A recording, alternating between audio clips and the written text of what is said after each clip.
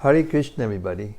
Welcome back to the daily readings of Srila Prabhupada's books.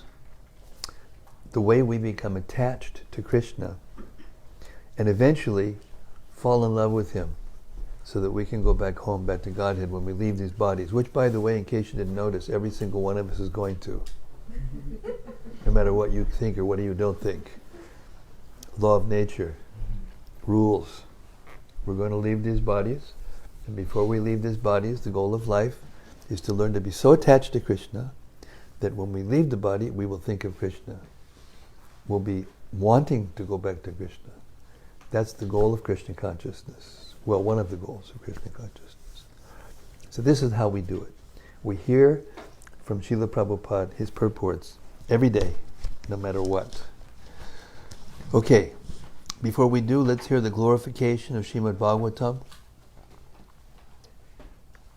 Very beautiful prayers offered by Sanatana Goswami. And they go like this. Sarva Shastrabdi Piyusha Sarva Vedaika Satpala Sarva Siddhanta Ratnaja Sarva Lokaika Drikprada. O nectar from the ocean of all scriptures, singular fruit of all the Vedas, rich mine of the precious gems of all conclusive truths, you are the only giver of sight to all the worlds. Sarva Bhagavata Prana Srimad Bhagavata Prabho Kalidvandoditaditya Shri Krishna Parivartita. O life air of all the Supreme Lord's devotees, O Master Srimad Bhagavatam, you are the sun risen in the darkness of Kali. You are the exact image of Sri Krishna. Paramananda Pataya Prema Varshakshadayate Sarvada Sarvasevyaya Sri Krishnaya Namostume. I bow down to you, who is supremely blissful to read. Your every syllable pours down a flood of prema. You can always be served by everyone. You are Sri Krishna himself. Madekabando Matsangin Madguro Man Mahadana Man Nistadaka Madbhagya Mad Ananda Namostume today. My only friend, my constant companion, my spiritual master, my great wealth, my savior, my good fortune, my source of ecstasy, I bow down to you. Asadu sadutadayin Atini chochatakara Hanamun chagadachin mam Premna rit kantayospura. O bestower of saintliness to the unsaintly, O exalter of the most fallen, please never leave me. Always appear in my heart and my voice with pure love. Om Namo Bhagavate Vasudevaya. Om Namo Bhagavate Vasudevaya. Om Namo Bhagavate Vasudevaya.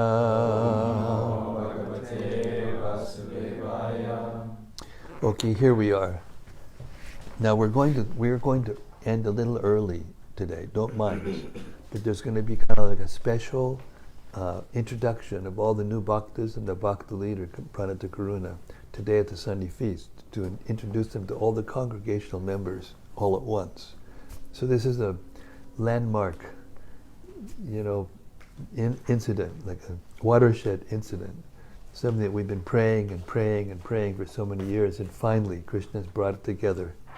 So I told all the bhaktas today they shouldn't let it go to their heads, just to become kind of like celebrities. They shouldn't think, okay, we're be humble, be servants of everyone, all the Vaishnavas and the Supreme Lord and all of humanity, and continue in this way, and everything will go from one success to another.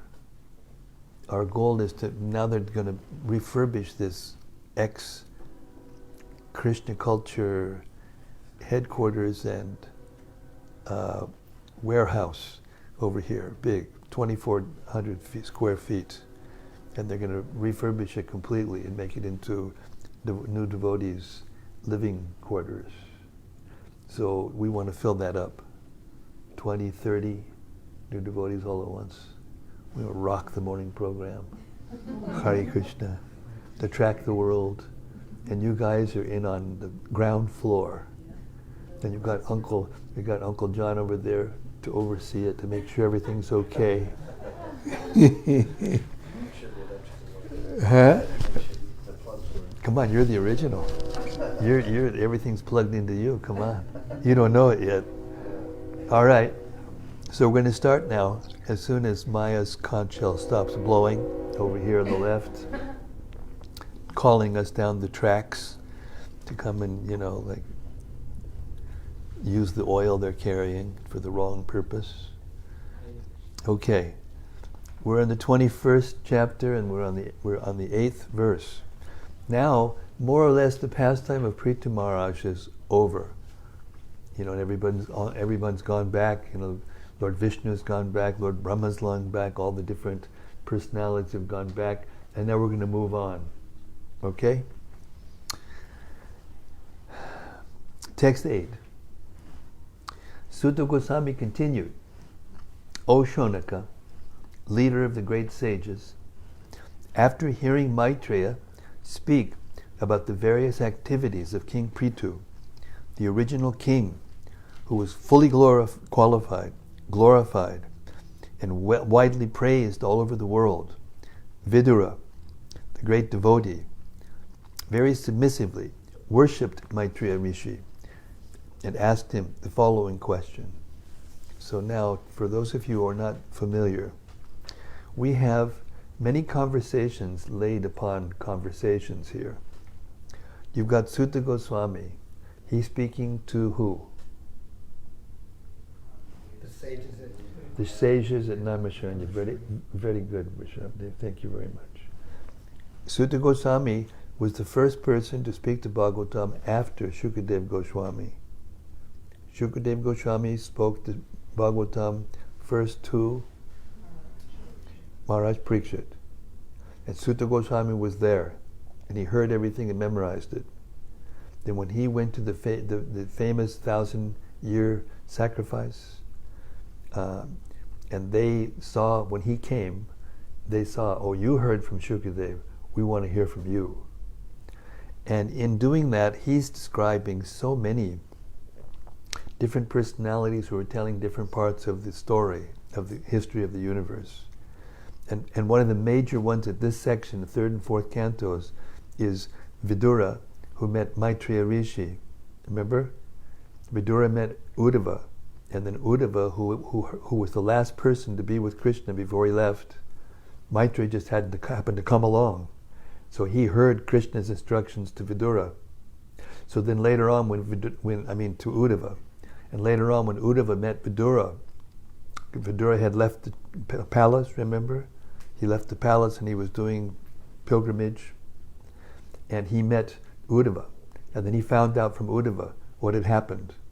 Battle of Kurukshetra, Krishna's leaving, all the Yadus leaving. And then Uddhava wanted to accept Vidura as his spiritual master. But Vidura wouldn't accept him because Maitreya was close by and he was older. Uddhava was old enough to be the son of Vidura. So Uddhava told him, no, you have to go to Maitreya because he was with Krishna and I. So he heard directly from Krishna, and we want you to take initiation from him. So now Maitreya and Vidura are telling all these stories. So now it's back to Maitreya and Vidura. And he's going to ask Maitreya a question. Well, Hare Krishna. Nice to see you. Hare Krishna. Krishna Ngaivanu. All right. Text 9. Vidura said, my dear Brahmana Maitreya, it is very enlightening to understand that King Prthu was enthroned by the great sages and brahmanas. All the demigods presented him with innumerable gifts, and he also expanded his influence upon personally receiving strength from Lord Vishnu. Thus, he greatly developed the earth. So this is not, I'm sorry, I made a mistake. This is not the end of Prthu Maharaj. But we're going to go deeper into this now. Purport. Because Prthu Maharaj was an empowered incarnation of Lord Vishnu and was naturally a great Vaishnava, devotee of the Lord, all the demigods were pleased with him and presented various gifts to present him in exercising his royal power. And the great sages and saintly persons also joined in his coronation. Thus blessed by him, he ruled over the earth and exploited its resources for the greatest satisfaction of the people in general. This has already been explained in the previous chapters regarding the activities of King Prthu, as will be apparent from the next verse.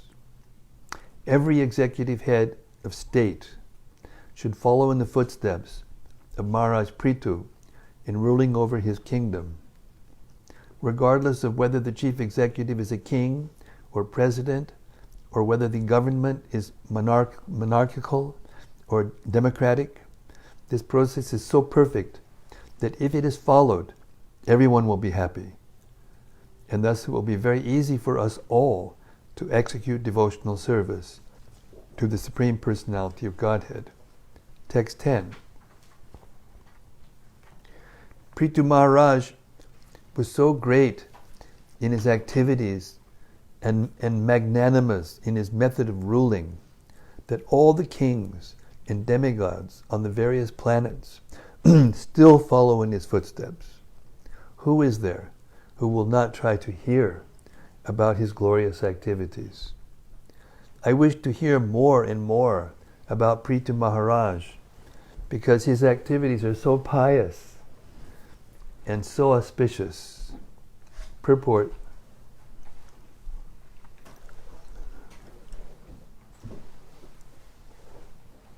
Saint Vidura's purpose in hearing about Prthu Maharaj over and over again was to set an example for ordinary kings and executive heads who should all be inclined to hear repeatedly about Prthu Maharaj's activities in order to also be able to rule over their kingdoms or states very faithfully for the peace and prosperity of the people in general. Unfortunately, at the present moment, no one cares to hear about Prthu Maharaj or to follow in his footsteps. Therefore, no nation in the world is either happy or progressive. A different meaning of progressive in spiritual understanding. Although it is the soul's aim and objective of human life. Now there's a subject for a paper. What is progressive? Go to the Democratic National Convention and offer a paper about what real progressive is. Text 11. The great saintly sage Maitreya told Vidura, "My dear Vidura, King Prthu lived in the tract of land between the two great rivers, Ganges and Yamuna. Because he was very opulent, it appeared that he was enjoying his destined fortune in order to diminish the results of his past pious activities." Purport. The terms pious and impious are applicable only in reference to the activities of an ordinary living being. But Maharaj Prthu was a directly empowered incarnation of Lord Vishnu. Therefore, he was not subject to the reactions of pious or impious activities. As we have already explained previously, when a living being is specifically empowered by the Supreme Lord to act for a particular purpose, he is called a Shaktivesh avatar. Prthu Maharaj was not only a Shaktivesh avatar, but also a great devotee. A devotee is not subjected to the reactions resulting from past deeds. In the Brahma Samhita it is said, Karmani nir dahati kintu chibhakti bhajan. For devotees, the results of pious and impious activities are nullified by the Supreme Personality of Godhead. The words Arab dan eva mean as if achieved by past deeds. But in the case of Prthu Maharaj, there was no question of reaction to past deeds, and thus the word eva is used here to indicate comparison to ordinary persons. In Bhagavad Gita, the Lord says, Avajananti mam mudha. This means that sometimes people misunderstand an incarnation of the Supreme Personality of Godhead to be an ordinary man.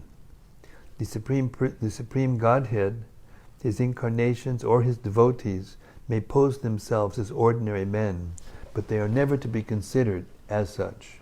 Nor should an ordinary man, not supported by authorized statements of the Shastras and Acharyas, be accepted as an incarnation or devotee. By the evidence of Shastra, Sanatana Goswami detected Lord Chaitanya Mahaprabhu to be a direct incarnation of Krishna, the Supreme Personality of Godhead, although Lord Chaitanya never disclosed the fact. It is therefore generally recommended that the Acharya or Guru should not be accepted as an ordinary man. Text 12. Maharaj Prthu was an unrivaled king and possessed the scepter for ruling all the 7 islands on the surface of the globe. No one should disobey his irrevocable orders, but the saintly persons, the Brahmanas, and the descendants of the Supreme Personality of Godhead, the Vaishnavas. Purport. Saptadvip refers to the 7 great islands or continents on the surface of the globe. 1. Asia. 2. Europe. 3. Africa. 4. North America. 5. South America. 6. Australia. And 7. Oceania.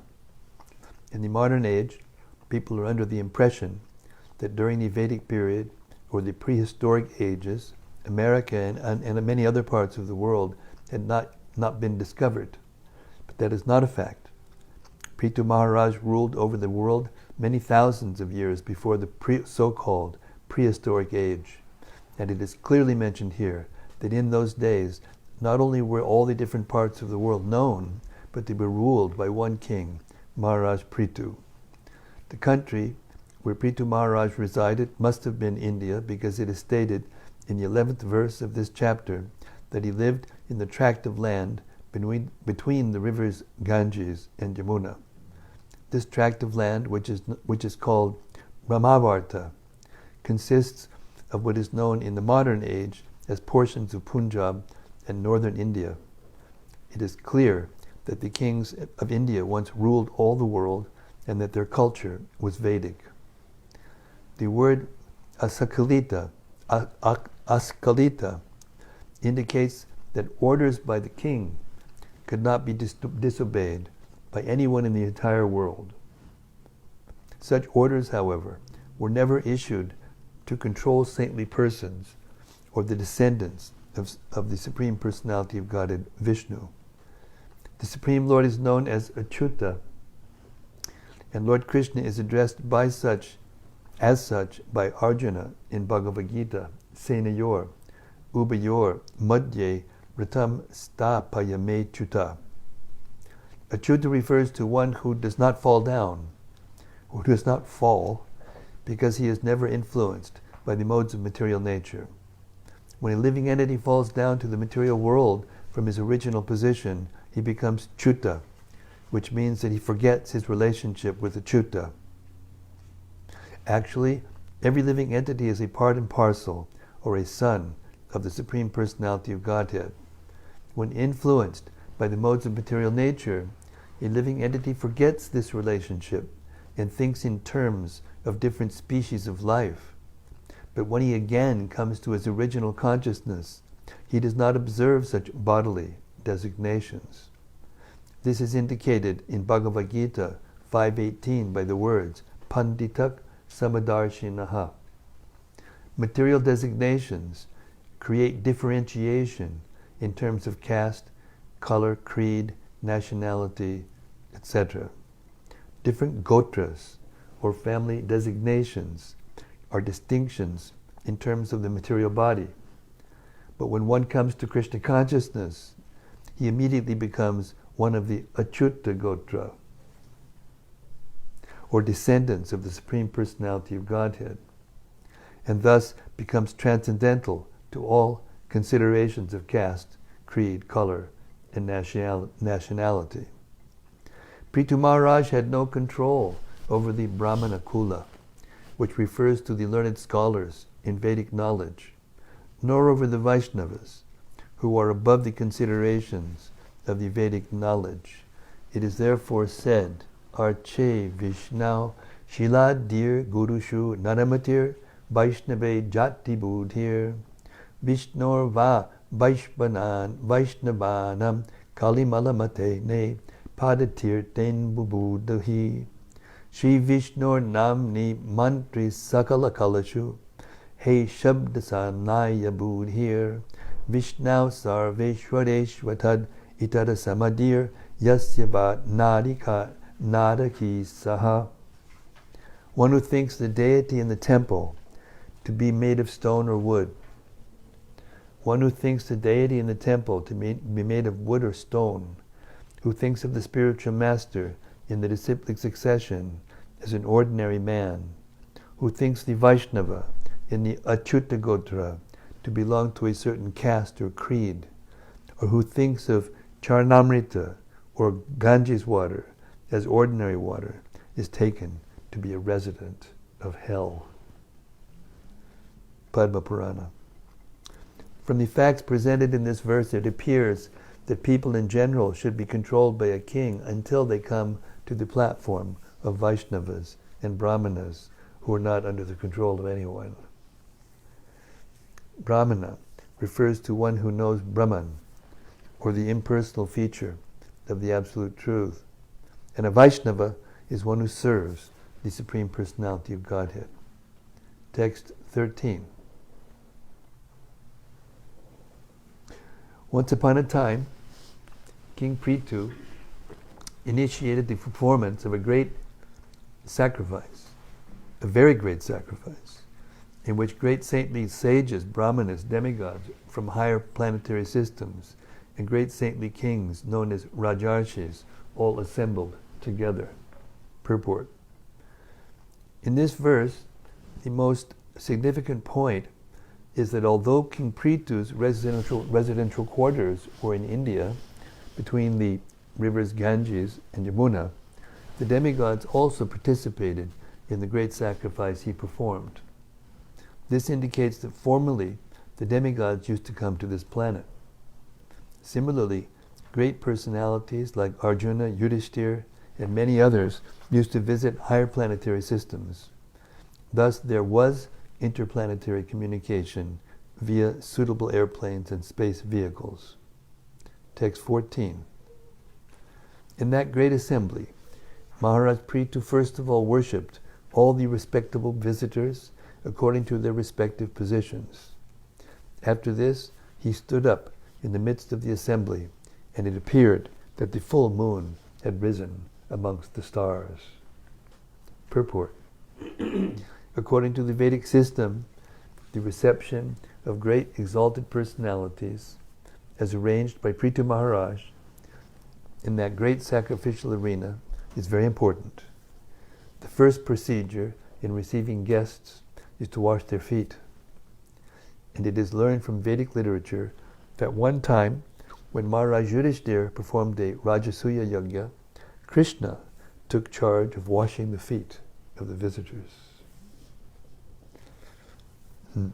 Similarly, Maharaj Prthu also arranged for the proper reception of the demigods, the saintly sages, the brahmanas, and the great kings. Text 15. King Prithu's body was tall and sturdy, and his complexion was fair. His arms were full and broad, and his eyes as bright as the rising sun. His nose was straight, his face very beautiful, and his personality grave. His teeth were set beautifully in his smiling face. Purport. Amongst the four social orders, Brahmanas, Kshatriyas, Vaishyas, and Shudras, the Kshatriyas, both men and women, are generally very beautiful. As will be apparent from the following verses, it is to be concluded that not only were Maharaj Prithu's bodily features attractive, as described here, but he had specific, all auspicious signs in his bodily construction. As it is said, the face is the index of the mind. One's mental constitution is exhibited by his facial features. The bodily features of a particular person are exhibited in accordance with his past deeds.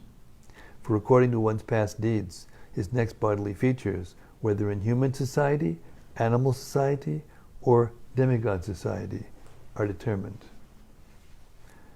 This is proof of the transmigration of the soul through different types of bodies. Text 16. The chest of Maharaj Prthu was very broad, his waist was very thick, and his abdomen, wrinkled by lines of skin, resembled in construction a leaf of a banyan tree. His navel was coiled and deep. His thighs were of a golden hue, and his instep was arched.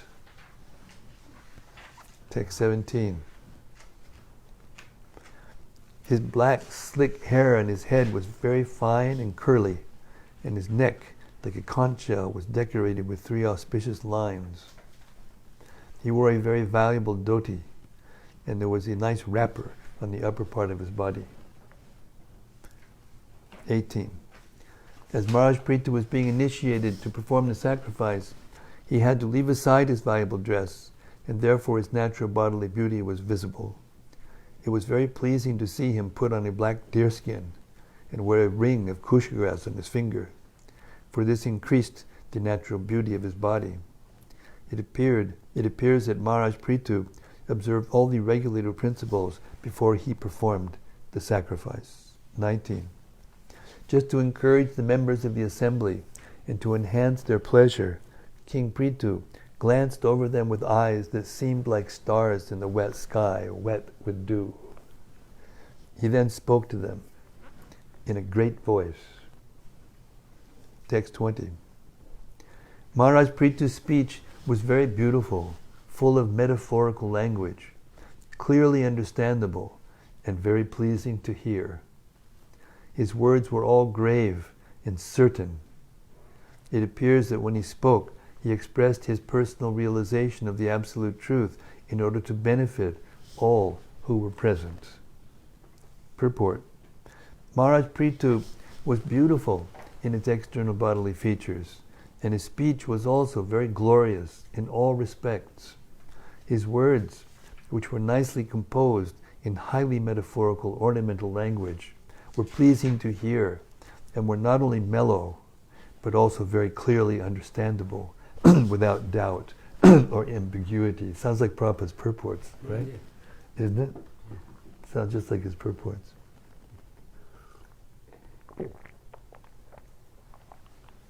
It would be a very good idea for everyone to listen to Srila Prabhupada's lectures every day. Personally, when I get up in the morning, first thing I do is I turn on Prabhupada's lecture and I listen to it all the time. I'm getting ready and all the things you do in the morning. So nice to hear his voice without any doubt or ambiguity. Text 21. King Prthu said, O gentle members of the assembly, may all good fortune be upon you. May all you great souls who have come to attend this meeting kindly hear my prayer attentively. A person who is actually inquisitive must present his decision before an assembly of noble souls. Purport. In this verse, the word sadhava, all great souls, is very significant. When a person is very great and famous, many unscrupulous persons become his enemies. For envy is the nature of materialists. In any meeting there are different classes of men, and it is to be supposed, therefore, that because Prthu Maharaj was very great, he must have had several enemies present in the assembly, although they could not express themselves. Maharaj Prthu, however, was concerned with persons who were gentle, and therefore he first addressed all the honest persons, not caring for the envious. He did not, however, present himself as a royal authority empowered to command everyone, for he wanted to present his statement in humble submission before the assembly of great sages and saintly persons. As a great king of the entire world, he could have given them orders, but he was so humble, meek, and honest that he presented his statement for approval in order to clarify his mature decision. And he didn't tweet it. Oh, I'm sorry. I did it again. I can't. Sometimes I just can't control my tongue. Hare Krishna. Everyone within this material world is conditioned by the modes of material nature and therefore has 4 defects. But although Prthu Maharaj was above all these, still, like an ordinary conditioned soul, he presented his statements to the great souls, sages, and saintly persons present there. 22. King Prthu continued, "By the grace of the Supreme Lord, I have been appointed the king of this planet, and I carry the scepter to rule the citizens, protect them from all danger, and give them employment according to their respective positions in the social order established by Vedic injunctions." Purport. A king is supposed to be appointed by the Supreme Personality of Godhead to look after the interests of his particular planet. On every planet there is a predominating person, just as now we see that in every country there's a president. If one is president or king, it should be understood that this opportunity has been given to him by the Supreme Lord. According to the Vedic system, the king is considered a representative of Godhead and is offered respects by the citizens as God in the human form of life. Actually, according to Vedic information, the Supreme Lord maintains all living entities, and especially human beings, to elevate them to the highest perfection. After many, many births in lower species, when a living entity evolves to the human form of life, and in particular,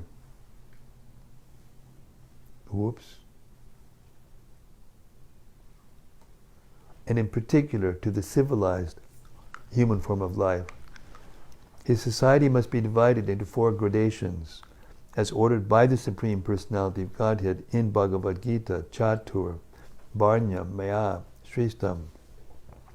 The 4 social orders, the Brahmanas, Kshatriyas, Vaishyas, and Shudras, are natural divisions of human society, and is declared by Prthu Maharaj, every man in his respective social order must have proper employment for his livelihood. It is the duty of the king or the government to ensure that the people observe the social order and that they are also employed in their respective occupational duties. In modern times, since the protection of the government or the king has been withdrawn, social order has practically collapsed. No one knows who is a Brahmana, who is a Kshatriya, who is a Vaishya, or who is a Shudra, and people claim to belong to a particular social order by birthright only. It is the duty of the government to re-establish social order in terms of occupational duties and the modes of material nature, for that will make the entire world population actually civilized. If it does not observe the institutional functions of the four social orders, human society is no better than animal society, in which there is never tranquility, peace, and prosperity, but only chaos and confusion. Maharaj Prthu is an ideal king, strictly observed the maintenance of the Vedic social order. Prajayate iti praja. The word praja refers to one who takes birth. Therefore, Prthu Maharaj guaranteed protection for prajanam, all living entities who took birth in his kingdom. Praja refers not only to human beings, but also to animals, trees, and every other living entity. It is a duty of the king to give all living entities protection and food. The fools and rascals of modern society have no knowledge of the extent of the responsibility of the government. Animals are also citizens of the land in which they happen to be born, and they also have the right to continue their existence at the cost of the Supreme Lord. The disturbance of the animal population by wholesale slaughter produces a catastrophic future reaction for the butcher, his land, and his government. Hare Krishna. Hare Krishna. Hare Krishna. 23. Maharaj Prthu said, I think that upon the execution of my duties as king, I shall be able to achieve the desirable objectives described by experts in Vedic knowledge. This destination is certainly achieved by the pleasure of the Supreme Personality of Godhead, who is the seer of all destiny. Purport. Maharaj Prthu gives special stress to the word Brahma Vadina by the experts in the Vedic knowledge.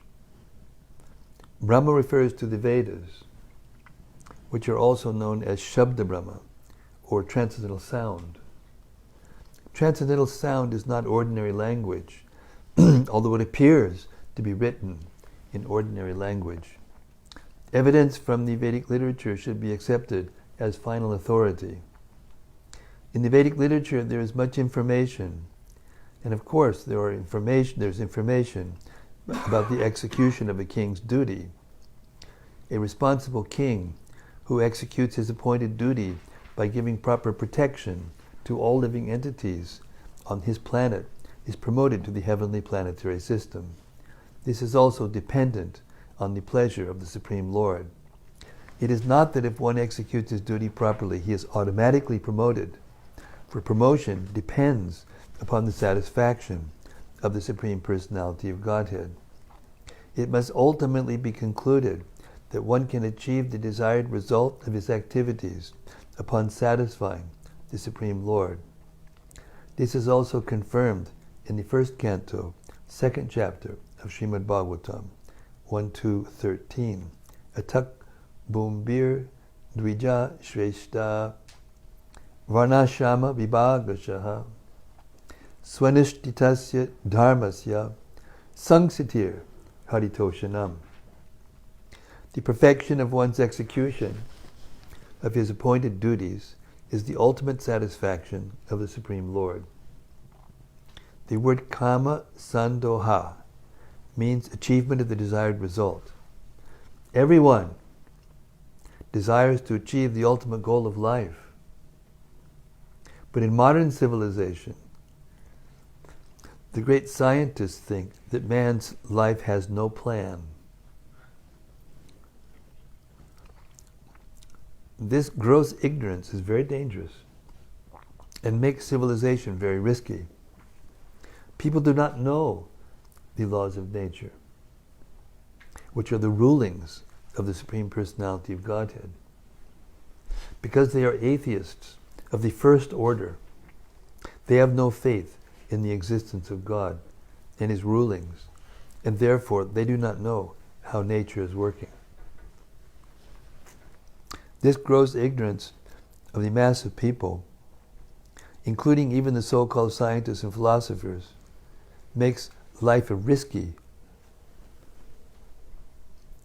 situation in which human beings do not know whether they are making progress in life. According to Srimad-Bhagavatam 7.5.30, they are simply progressing to the darkest region of material existence. Andanta Gobir Vishatam Tamishram. The Krishna consciousness movement has therefore been started to give philosophers, scientists, and people in general the proper knowledge about the destiny of life. Everyone should take advantage of this movement and learn the real goal of life.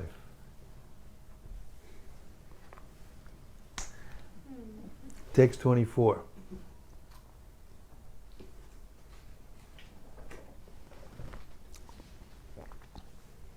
Any king who does not teach his citizens about their respective duties in terms of varna and ashrama, but who simply exacts tolls and taxes from them, is liable to suffer for the impious activities which have been performed by the citizens. And there are lots of those nowadays.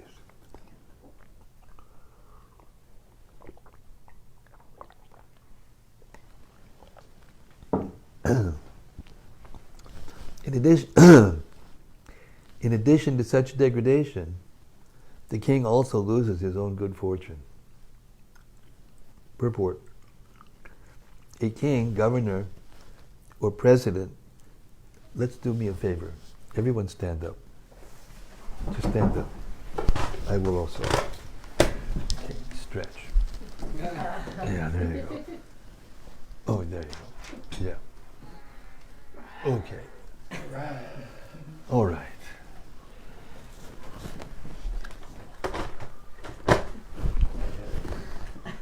If you don't fall over, you can sit. Yeah. Okay? Oh, that's better. Hare Krishna.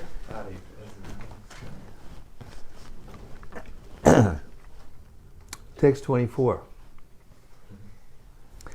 Any king who does not teach his citizens about the respective duties in terms of varna and ashrama, but who simply exacts tolls and taxes from them, is liable to suffer for the impious activities which they have performed, which have been performed by the citizens.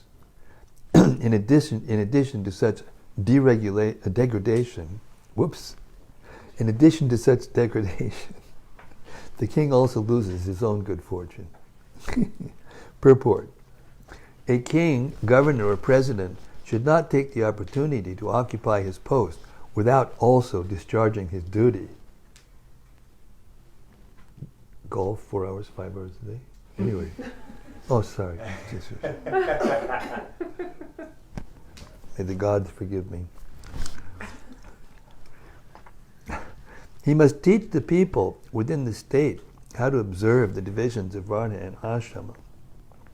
If a king neglects to give such instructions and is simply satisfied with levying taxes, then those who share in the collection, namely all the government servants and the head of the state, are liable to share in the impious activities of the general masses and not get their paychecks. Oh, excuse me.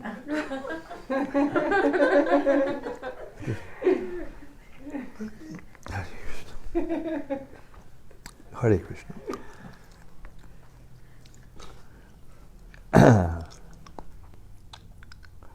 The laws of nature are very subtle.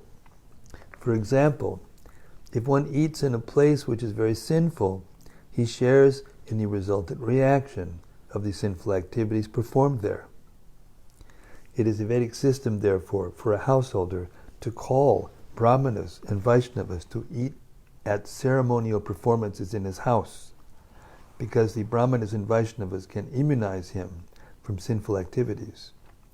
But it is not the duty of rigid Brahmanas and Vaishnavas to accept invitations everywhere. There is, of course, no objection to taking part in feasts in which prasad is distributed.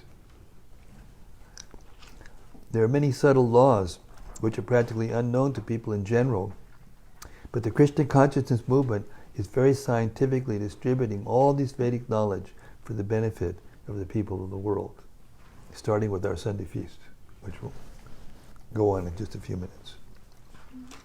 Text 25. Prthu Maharaj continued, Therefore, my dear citizens, for the welfare of your king after his death, you should execute your duties properly in terms of your positions of Varna and Ashrama, and should always think of the Supreme Personality of Godhead within your hearts. By doing so, you will protect your own interests, and you will bestow mercy upon your king for his welfare after death. Purport. The words Adhokshaja Diya, meaning Krishna consciousness, are very important in this verse. The king and citizen should both be Krishna conscious. Otherwise, both of them will be doomed to lower species of life after death. A responsible government must teach Krishna consciousness very vigorously for the benefit of all. Without Krishna consciousness, neither the state nor the citizens of the state can be responsible. Prthu Maharaj, therefore, specifically requested the citizens to act in Krishna consciousness, and he was also very anxious to teach them how to become Krishna conscious. A summary of Krishna consciousness is given in the Bhagavad Gita 9:27. Yat karoshi, yat ishnashi, yat chahoshi, dadasi yat tapasyasi kaunteya, tad kadushva madarpanam. Whatever you do, whatever you eat, whatever you give in charity, and whatever penances you undergo should be done in Krishna consciousness or for the satisfaction of the Supreme Personality of Godhead. If all the people of the state, including the government servants, are taught the techniques of spiritual life, then although everyone is liable to be punished in different ways by the stringent laws of material nature, they will not be implicated. Text 26. I request all the pure-hearted demigods, forefathers, and saintly persons to support my proposal, for after death, the result of an action is equally shared by its doer, its director, and its supporter. Purport. The government of Prthu Maharaj was perfect because it was administered exactly according to the orders of Vedic injunctions. Prthu Maharaj has already explained that the chief duty of the government is to see that everyone executes his respective duty and is elevated to the platform of Krishna consciousness. The government should be so conducted that automatically one is elevated to Krishna consciousness. King Prthu therefore wanted his citizens to cooperate fully with him, for if they assented, they would enjoy the same profit as he did after death. If Prthu Maharaj as a perfect king were elevated to the heavenly planets, the citizens who cooperated by approving of his methods would also be elevated with him. Since the Krishna consciousness movement going on at the present moment is genuine, perfect, and authorized, and is following the footsteps of Prthu Maharaj, anyone who cooperates with this movement or accepts its principles will get the same result as the workers who are actively propagating Krishna consciousness. And we'll stop there. Hare Krishna. Let's have our reflections. We want to stop short today because you have to go over to the Sunday feast and be prepared to do your thing. The ceremonial things that are going on to help the movement spread.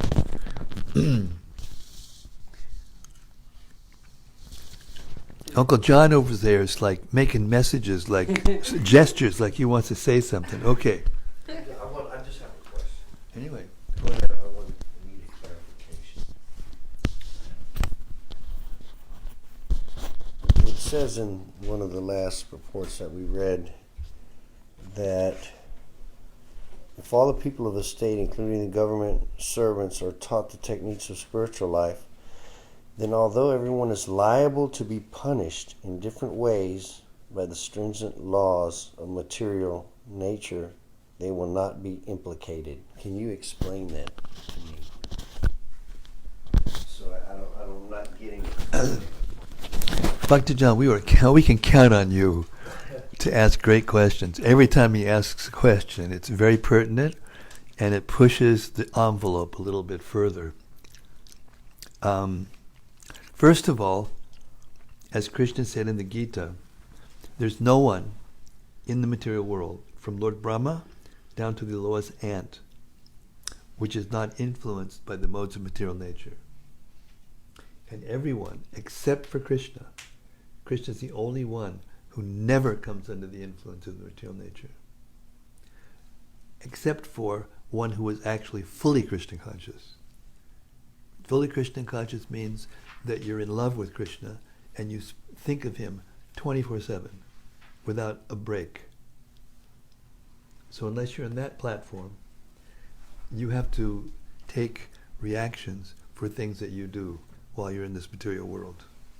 And everyone does things that are not cool. Although everybody nowadays may think everything's cool, it's not cool. It's not true. Every time you step on an ant on the ground, without even knowing it, you take a reaction, etc., etc., etc. Everything, so many things you do. When you drink water, when you light a fire, in the home, when you dust, when you clean, there are living beings that you take their lives unnecessarily and untimely, and you are subject to reaction for every single thing. But if you become fully Krishna conscious, then the supersoul in the heart will neutralize those reactions. Therefore, it behooves us to become Krishna conscious, even if the higher thing is to be Krishna conscious so that you can spread that consciousness to others. Because if you become Krishna conscious to the degree which with you becomes Krishna conscious, then to that degree other people that are around you will become Krishna conscious just by your company, just in your association.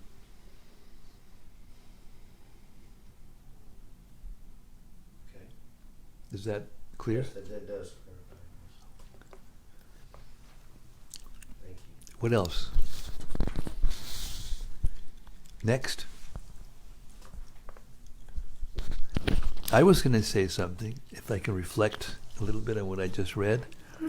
This idea that there's a goal, there's one goal in life, and that is Krishna consciousness, is very difficult to understand nowadays in human society, because there's so many ideas, so many sectarian ideas coming from our own minds and coming from groups of people in different parts of the world that are trying to tell us that no, the goal is this, the goal is that, and everybody thinks they've got their God, and everybody thinks I'm God, or everybody thinks there's zip at the end, so we should just live life and enjoy and be merry and drink and all those things. But it's very clear from the Bhagavatam that there's actually only one goal of life, and that's Krishna consciousness. To become conscious of the personality of Godhead, our original origin, and give back all the things that He's giving us. Not just things that we have for some reason, but our own bodies and minds. It's like a machine that's like a super machine, the human body, what it can do. Produce another human being just by on our own, without superior supervision. All these things that we are being given to do with our senses, and all the creative potencies we have, and it's all being given to us. And that means, that there's one source, and that source is Krishna. And all the other persons who are worshiping God, they're worshiping Krishna, but they're worshiping Him without the full understanding of who He is. This idea that to know God and love God is the goal of all religions. But to the extent that you know God, that's how you can love God. And if you don't know him very much, you can't love him very much. And if you know completely who he is and what he likes and what he doesn't like and what he's about, then the opportunities for you to render service to him in a way that pleases his senses and therefore to please your heart to the fullest becomes possible. So this Christian consciousness movement, as we just heard Prabhupada say, is meant to give that conception, to wake up human society. And don't think that just because there's only a few of us now, that that's the end of it. Each generation, they're coming, and a little bit more of us will be a little bit more favorable in generations. And it will take in 5,000 years for us to come to the peak of our influence. 5,000 years is a long time. A lot of things can happen. So just take it one step at a time. Try to become Krishna conscious ourselves and influence everyone we meet according to our own capacity and according to what we do. Don't try to know more than you know or be more than you are. Be yourself, but absorb this knowledge. Try to understand it. Try to assimilate it into your character and into our behavior and into our interactions, especially in our movement. And then gradually, Christian consciousness will spread like a tsunami. You know, tsunami spreads. It's not like this. It just comes like this. And gradually, and all of a sudden, everything's integrated before you know it. Tsunamis are very big things.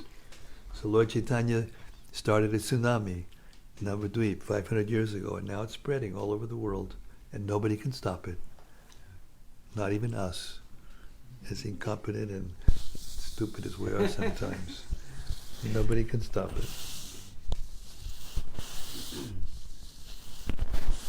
Hare Krishna. Okay, we're going to stop early today. Thank you so much. Good luck to all the bhaktas in your first, official presentation to the community of Vaishnavas. May you do well.